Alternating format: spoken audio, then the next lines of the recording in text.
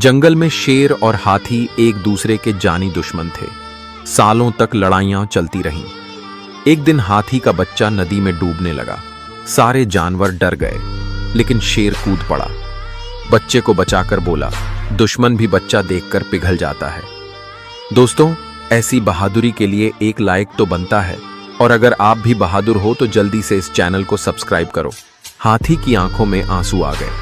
पहली बार दुश्मनी चुप हो गई और दोस्ती बोल उठी। तब से शेर राज करता है, मगर हाथी के दिल में